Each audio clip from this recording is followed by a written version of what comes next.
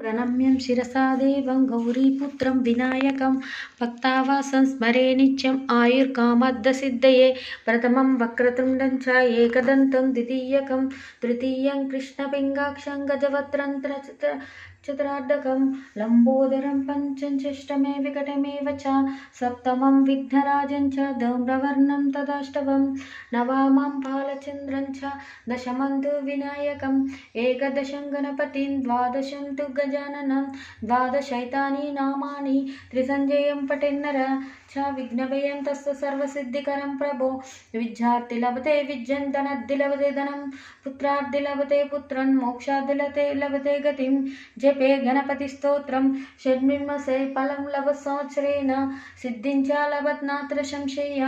अष्टोभ्य ब्राह्मणो भक्त्या लिखित्या या समर्पयात् तस्य विद्या भवस्तर्व गणेशस्य प्रसादता। श्री संकटनाशन गणेश स्तोत्रम्। नारद उवाच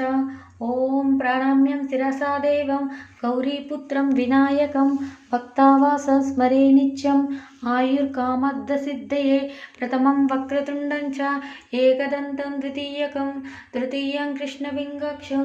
गजवक्त्रं चतुरार्धकं लम्बोदरं पञ्चमं षष्ठ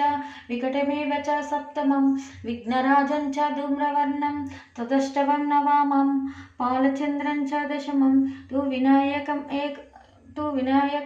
एकादशं गणपतिं द्वादशं तु गजाननं द्वादशैतानि नामानि त्रिसञ्जयं पठेन्नर न च विघ्नभयं तस्य सर्वसिद्धिकरं प्रभो विद्यार्थि लभते विद्यं धनाद्धि लभते धनं पुत्राद्धि लभते पुत्रं मोक्षाद्धि लभते गतिं जपे गणपतिस्तोत्रं षड्मिमसे फलं लभ संवत्सरेण सिद्धिं च लभते नात्र संशय अष्टोभ्य ब्राह्मणो भक्त्या लिखित्या या समर्पयत् तस्य विद्या भवस्तर्व गणेशस्य प्रसादतः। श्री संकटनाशन गणेश स्तोत्रम्।